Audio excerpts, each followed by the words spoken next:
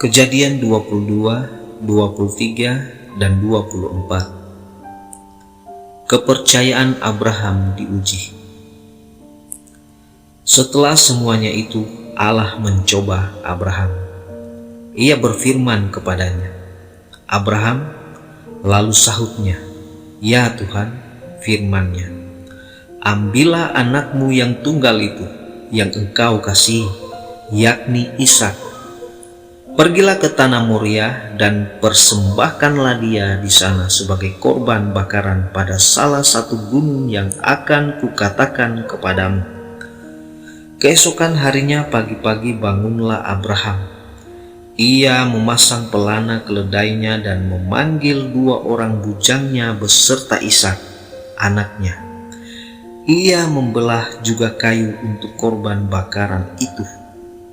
Lalu berangkatlah ia dan pergi ke tempat yang dikatakan Allah kepadanya.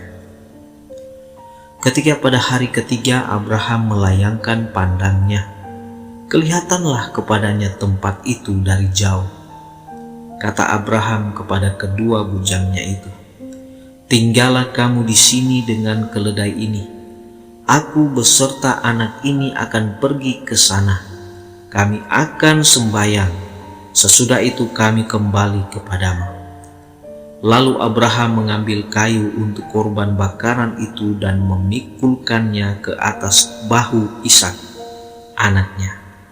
Sedang di tangannya dibawanya api dan pisau. Demikianlah keduanya berjalan bersama-sama. Lalu berkatalah Ishak kepada Abraham, ayahnya. "Bapa," sahut Abraham. "Ya anakku," bertanyalah ia. "Di sini sudah ada api dan kayu, tetapi di manakah anak domba untuk korban bakaran itu?" Sahut Abraham, "Allah yang akan menyediakan anak domba untuk korban bakaran baginya, anakku." Demikianlah keduanya berjalan bersama-sama. Sampailah mereka ke tempat yang dikatakan Allah kepadanya. Lalu Abraham mendirikan mezbah di situ. Disusunnyalah kayu, diikatnya Ishak, anaknya itu, dan diletakkannya di mezbah itu, di atas kayu api. Sesudah itu Abraham mengulurkan tangannya, lalu mengambil pisau untuk menyembelih anaknya. Tetapi berserulah malaikat Tuhan dari langit kepadanya, "Abraham, Abraham," sahutnya, "Ya Tuhan." Lalu ia berfirman, "Jangan bunuh anak itu dan jangan kau apa-apakan dia, sebab telah ku ketahui sekarang bahwa engkau takut akan Allah, dan engkau tidak segan-segan untuk menyerahkan anakmu yang tunggal kepadaku." Lalu Abraham menoleh dan melihat seekor domba jantan di belakangnya, yang tanduknya tersangkut dalam belukar. Abraham mengambil domba itu, lalu mengorbankannya sebagai korban bakaran pengganti anaknya. Dan Abraham menamai tempat itu, "Tuhan menyediakan." Sebab itu sampai sekarang dikatakan orang, "Di atas gunung Tuhan akan disediakan." Untuk kedua kalinya berserulah malaikat Tuhan dari langit kepada Abraham. Katanya, "Aku bersumpah demi diriku sendiri, demikianlah firman Tuhan, karena engkau telah berbuat demikian, dan engkau tidak segan-segan untuk menyerahkan anakmu yang tunggal kepadaku, maka aku akan memberkati engkau berlimpah-limpah dan membuat keturunanmu sangat banyak seperti bintang di langit dan seperti pasir di tepi laut. Dan keturunanmu itu akan menduduki kota-kota musuhnya. Oleh keturunanmu lah semua bangsa di bumi akan mendapat berkat. Karena engkau mendengarkan firmanku." Kemudian kembalilah Abraham kepada kedua bujangnya, dan mereka bersama-sama berangkat ke Beersheba, dan Abraham tinggal di Beersheba. Keturunan Nahor. Sesudah itu Abraham mendapat kabar, Juga Milka telah melahirkan anak-anak lelaki bagi Nahor, saudaramu.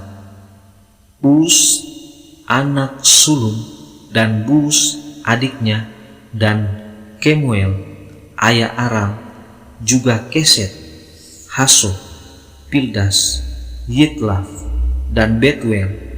Dan Betuel memperanakkan Ribkah. Kedelapan orang inilah dilahirkan Milka bagi Nahor, saudara Abraham itu. Dan gundik Nahor yang namanya Reuma melahirkan anak juga, yakni Tebah, Gaham, Tahas, dan Maakah. Sarah mati dan dikuburkan. Sarah hidup 127 tahun lamanya. Itulah umur Sarah. Kemudian matilah Sarah di Kiryat Arbah, yaitu Hebron di tanah Kanaan. Lalu Abraham datang meratapi dan menangisinya. Sesudah itu Abraham bangkit dan meninggalkan istrinya yang mati itu, lalu berkata kepada Bani Het, "Aku ini orang asing dan pendatang di antara kamu. Berikanlah kiranya kuburan milik kepadaku di tanah kamu ini, supaya kiranya aku dapat mengantarkan dan menguburkan istriku yang mati itu." Bani Het menjawab Abraham, "Dengarlah kepada kami, tuanku. Tuanku ini seorang raja agung di tengah-tengah kami. Jadi kuburkanlah istrimu yang mati itu dalam kuburan kami yang terpilih. Tidak akan ada seorang pun dari kami yang menolak menyediakan kuburannya bagimu untuk menguburkan istrimu yang mati itu." Kemudian bangunlah Abraham lalu sujud kepada Bani Het, penduduk negeri itu, serta berkata kepada mereka, "Jika kamu setuju bahwa aku mengantarkan dan menguburkan istriku yang mati itu, maka dengarkanlah aku dan tolonglah mintakan dengan sangat kepada Efron bin Sohar, supaya ia memberikan kepadaku gua Makpelah miliknya itu yang terletak di ujung ladangnya. Baiklah itu diberikannya kepadaku dengan harga penuh untuk menjadi kuburan milikku di tengah-tengah kamu." Pada waktu itu Efron hadir di tengah-tengah Bani Het. Maka jawab Efron, orang Het itu, kepada Abraham dengan didengar oleh Bani Het, oleh semua orang yang datang di pintu gerbang kota, "Tidak, tuanku, dengarkanlah aku. Ladang itu kuberikan kepadamu dan gua yang di sana pun kuberikan kepadamu. Di depan mata orang-orang sebangsaku kuberikan itu kepadamu. Kuburkanlah istrimu yang mati itu." Lalu sujudlah Abraham di depan penduduk negeri itu, serta berkata kepada Efron dengan didengar oleh mereka, "Sesungguhnya, jika engkau suka, dengarkanlah aku. Aku membayar harga ladang itu. Terimalah itu daripadaku, supaya aku dapat menguburkan istriku yang mati itu di sana." Jawab Efron kepada Abraham, "Tuanku, dengarkanlah aku. Sebidang tanah dengan harga 400 sikal perak, apa artinya itu bagi kita? Kuburkan sajalah istrimu yang mati itu." Lalu Abraham menerima usul Efron, maka ditimbangnyalah perak untuk Efron, sebanyak yang dimintanya dengan didengar oleh Bani Het itu, 400 sikal perak, seperti yang berlaku di antara para saudagar. Demikianlah ladang Efron yang letaknya di Makpela di sebelah timur Mamre. Ladang dan gua yang di sana, serta segala pohon di ladang itu, bahkan di seluruh tanah itu sampai ke tepi-tepinya, diserahkan kepada Abraham menjadi tanah belian. Di depan mata Bani Het itu, di depan semua orang yang datang di pintu gerbang kota. Sesudah itu Abraham menguburkan Sarah, istrinya, di dalam gua ladang Makpela itu, di sebelah timur Mamre, yaitu Hebron, di tanah Kanaan. Demikianlah dari pihak Bani Het, ladang dengan gua yang ada di sana diserahkan kepada Abraham menjadi kuburan miliknya. Ribka dipinang bagi Ishak. Adapun Abraham telah tua dan lanjut umurnya, serta diberkati Tuhan dalam segala hal. Berkatalah Abraham kepada hambanya yang paling tua dalam rumahnya, yang menjadi kuasa atas segala kepunyaannya. Katanya, "Baiklah, letakkan tanganmu di bawah pangkal pahaku, supaya aku mengambil sumpahmu demi Tuhan, Allah yang empunya langit dan yang empunya bumi, bahwa engkau tidak akan mengambil untuk anakku seorang istri dari antara perempuan Kanaan yang di antaranya aku diam. Tetapi engkau harus pergi ke negeriku dan kepada sanak saudaraku untuk mengambil seorang istri bagi Ishak anakku." Lalu berkatalah hambanya itu kepadanya, "Mungkin perempuan itu tidak suka mengikuti aku ke negeri ini. Haruskah aku membawa anakmu itu kembali ke negeri dari mana tuanku keluar?" Tetapi Abraham berkata kepadanya, "Awas, jangan kau bawa anakku itu kembali ke sana.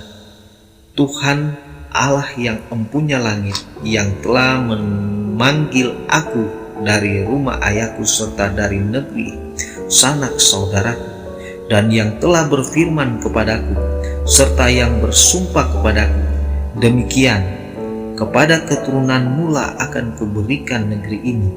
Dialah juga akan mengutus malaikatnya berjalan di depanmu, sehingga engkau dapat mengambil seorang istri dari sana untuk anakku. Tetapi jika perempuan itu tidak mau mengikuti engkau, maka lepaslah engkau dari sumpahmu kepadaku ini. Hanya saja janganlah anakku itu kau bawa kembali ke sana." Lalu hamba itu meletakkan tangannya di bawah pangkal paha Abraham, tuannya, dan bersumpah kepadanya tentang hal itu. Kemudian hamba itu mengambil 10 ekor dari unta tuannya dan pergi dengan membawa berbagai-bagai barang berharga kepunyaan tuannya. Demikianlah ia berangkat menuju Aram, Mesopotamia, ke kota Nahor. Di sana disuruhnyalah unta itu berhenti di luar kota dekat suatu sumur pada waktu petang hari, waktu perempuan-perempuan keluar untuk menimba air. Lalu berkatalah ia, "Tuhan Allah tuanku Abraham, buatlah kiranya tercapai tujuanku pada hari ini. Tunjukkanlah kasih setiamu kepada tuanku Abraham. Di sini aku berdiri di dekat mata air, dan anak-anak perempuan penduduk kota ini datang keluar untuk menimba air. Kiranya terjadilah begini, anak gadis kepada siapa aku berkata, 'Tolong miringkan buyungmu itu, supaya aku minum,' dan yang menjawab, 'Minumlah,' dan unta-untamu juga akan kuberi minum, dialah kiranya yang kau tentukan bagi hambamu Ishak. Maka dengan begitu akan kuketahui bahwa engkau telah menunjukkan kasih setiamu kepada tuanku itu." Sebelum ia selesai berkata, maka datanglah Ribka yang lahir bagi Betuel, anak laki-laki Milka, istri Nahor, saudara Abraham. Buyungnya dibawanya di atas bahunya. Anak gadis itu sangat cantik parasnya, seorang perawan, belum pernah bersetubuh dengan laki-laki. Ia turun ke mata air itu dan mengisi buyungnya, lalu kembali naik. Kemudian berlarilah hamba itu mendapatkannya serta berkata, "Tolong beri aku minum air sedikit dari buyungmu itu." Jawabnya, "Minumlah Tuan." maka segeralah diturunkannya buyungnya itu ke tangannya, serta diberinya dia minum. Setelah ia selesai memberi hamba itu minum, berkatalah ia, "Baiklah, untuk unta-untamu juga kutimba air sampai semuanya puas minum." Kemudian segeralah dituangnya air yang dibuyungnya itu ke dalam palungan. Lalu berlarilah ia sekali lagi ke sumur untuk menimba air, dan ditimbanyalah untuk semua unta orang itu. Dan orang itu mengamat-amatinya dengan berdiam diri untuk mengetahui apakah Tuhan membuat perjalanannya berhasil atau tidak. Setelah unta-unta itu puas minum, maka orang itu mengambil anting-anting emas yang setengah sikal beratnya, dan sepasang gelang tangan yang 10 sikal emas beratnya, serta berkata, "Anak siapakah engkau? Baiklah, katakan kepadaku, adakah di rumah ayahmu tempat bermalam bagi kami?" Lalu jawabnya kepadanya, "Ayahku Betuel, anak Milkah, yang melahirkannya bagi Nahor." Lagi kata gadis itu, "Baik jerami, baik makanan unta banyak pada kami, tempat bermalam pun ada." Lalu berlututlah orang itu dan sujud menyembah Tuhan, serta berkata, "Terpujilah Tuhan Allah Tuanku Abraham, yang tidak menarik kembali kasihnya dan setianya dari tuanku itu. Dan Tuhan telah menuntun aku di jalan ke rumah saudara-saudara tuanku ini." Berlarilah gadis itu pergi menceritakan kejadian itu ke rumah ibunya. Ribkah mempunyai saudara laki-laki namanya Laban. Laban berlari keluar mendapatkan orang itu ke mata air tadi. Sesudah dilihatnya anting-anting itu dan gelang pada tangan saudaranya, dan sesudah didengarnya perkataan Ribkah saudaranya, yang bunyinya, "Begitulah dikatakan orang itu kepadaku." Ia mendapatkan orang itu yang masih berdiri di samping unta-untanya di dekat mata air itu, dan berkata, "Marilah engkau yang diberkati Tuhan, mengapa engkau berdiri di luar? Padahal telah kusediakan rumah bagimu dan juga tempat untuk unta-untamu. Masuklah." Orang itu ke dalam rumah. Ditanggalkanlah pelana unta-unta, diberikan jerami dan makanan kepada unta-unta itu. Lalu dibawa air pembasuh kaki untuk orang itu dan orang-orang yang bersama-sama dengan dia. Tetapi ketika dihidangkan makanan di depannya, berkatalah orang itu, "Aku tidak akan makan sebelum kusampaikan pesan yang kubawa ini." Jawab Laban, "Silakan." Lalu berkatalah ia, "Aku ini hamba Abraham. Tuhan sangat memberkati tuanku itu, sehingga ia telah menjadi kaya. Tuhan telah memberikan kepadanya kambing domba dan lembu sapi, emas dan perak, budak laki-laki dan perempuan, unta dan keledai. Dan Sarah istri tuanku itu sesudah tua telah melahirkan anak laki-laki bagi tuanku itu. Kepada anaknya itu telah diberikan tuanku segala harta miliknya. Tuanku itu telah mengambil sumpahku, engkau tidak akan mengambil untuk anakku seorang istri dari antara perempuan Kanaan yang negerinya kudiami ini. Tetapi engkau harus pergi ke rumah ayahku dan kepada kaumku untuk mengambil seorang istri bagi anakku." Jawabku kepada tuanku itu, "Mungkin perempuan itu tidak mau mengikut aku." Tetapi katanya kepadaku, "Tuhan yang di hadapannya aku hidup akan mengutus malaikatnya menyertai engkau dan akan membuat perjalananmu berhasil, sehingga engkau akan mengambil bagi anakku seorang istri dari kaumku dan dari rumah ayahku. Barulah engkau lepas dari sumpahmu kepadaku jika engkau sampai kepada kaumku dan mereka tidak memberikan perempuan itu kepadamu. Hanya dalam hal itulah engkau lepas dari sumpahmu kepadaku. Dan hari ini aku sampai ke mata air tadi. Lalu kataku, Tuhan, Allah tuanku Abraham, sudilah kiranya engkau membuat berhasil perjalanan yang kutempuh ini. Di sini aku berdiri di dekat mata air ini. Kiranya terjadi begini, apabila seorang gadis datang keluar untuk menimba air, dan aku berkata kepadanya, tolong berikan aku minum air sedikit dari buyungmu itu. Dan ia menjawab, minumlah, dan untuk unta-untamu juga akan kutimba air.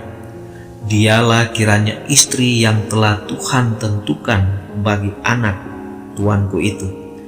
Belum lagi aku habis berkata dalam hatiku, Ribkah telah datang membawa buyung di atas bahunya dan turun ke mata air itu, lalu menimba air. Kataku kepadanya, tolong berikan aku minum. Segeralah ia menurunkan buyung itu dari atas bahunya serta berkata, minumlah, dan unta-untamu juga akan kuberi minum. Lalu aku minum, dan unta-unta itu juga diberinya minum. Sesudah itu aku bertanya kepadanya, anak siapakah engkau? Jawabnya, ayahku Betuel, anak Nahor, yang dilahirkan Milka. Lalu akan mengenakan anting-anting pada hidungnya dan gelang pada tangannya. Kemudian berlututlah aku dan sujud menyembah Tuhan, serta memuji Tuhan, Allah tuanku Abraham, yang telah menuntun aku di jalan yang benar untuk mengambil anak perempuan saudara tuanku ini bagi anaknya.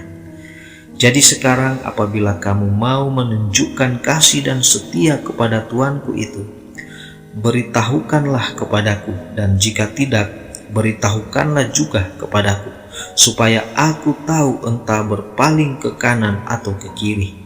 Lalu Laban dan Betuel menjawab, semuanya ini datangnya dari Tuhan. Kami tidak dapat mengatakan kepadamu baiknya atau buruknya. Lihat, Ribka ada di depanmu. Bawalah dia dan pergilah, supaya ia menjadi istri anak tuanmu, seperti yang difirmankan Tuhan. Ketika hamba Abraham itu mendengar perkataan mereka, sujudlah ia sampai ke tanah menyembah Tuhan. Kemudian hamba itu mengeluarkan perhiasan emas dan perak serta pakaian kebesaran, dan memberikan semua itu kepada Ribka, juga kepada saudaranya dan kepada ibunya. Diberikannya pemberian yang indah-indah. Sesudah itu makan dan minumlah mereka, ia dan orang-orang yang bersama-sama dengan dia, dan mereka bermalam di situ. Paginya sesudah mereka bangun, berkatalah hamba itu, lepaslah aku pulang kepada tuanku. Tetapi saudara Ribka berkata, serta ibunya juga, biarkanlah anak gadis itu tinggal pada kami barang 10 hari lagi, kemudian bolehlah engkau pergi. Tetapi jawabnya kepada mereka, janganlah tahan aku, sedang Tuhan telah membuat perjalananku berhasil. Lepaslah aku, supaya aku pulang kepada tuanku. Kata mereka, baiklah, kita panggil anak gadis itu dan menanyakan kepadanya sendiri. Lalu mereka memanggil Ribkah dan berkata kepadanya, maukah engkau pergi beserta orang ini? Jawabnya, mau. Maka Ribkah saudara mereka itu dan inang pengasuhnya beserta hamba Abraham dan orang-orangnya dibiarkan mereka pergi. Dan mereka memberkati Ribkah. Kata mereka kepadanya, saudara kami, moga-moga engkau menjadi beribu-ribu langsa, dan moga-moga keturunanmu menduduki kota-kota musuhnya. Lalu berkemaslah Ribkah beserta hamba-hambanya perempuan, dan mereka naik unta mengikuti orang itu. Demikianlah hamba itu membawa Ribkah lalu berjalan pulang. Adapun Ishak telah datang dari arah sumur Lahai Roi. Ia tinggal di tanah Negeb. Menjelang senja, Ishak sedang keluar untuk berjalan-jalan di padang. Ia melayangkan pandangnya, maka dilihatnya lah ada unta-unta datang. Ribka juga melayangkan pandangnya, dan ketika dilihatnya Ishak, turunlah ia dari untanya. Katanya kepada hamba itu, "Siapakah laki-laki itu yang berjalan di padang ke arah kita?" Jawab hamba itu, "Dialah tuanku itu." Lalu Ribka mengambil telekungnya dan bertelekunglah ia. Kemudian hamba itu menceritakan kepada Ishak segala yang dilakukannya. Lalu Ishak membawa Ribka ke dalam kemah Sarah ibunya dan mengambil dia menjadi istrinya. Ishak mencintainya, dan demikian ia dihiburkan setelah ibunya meninggal.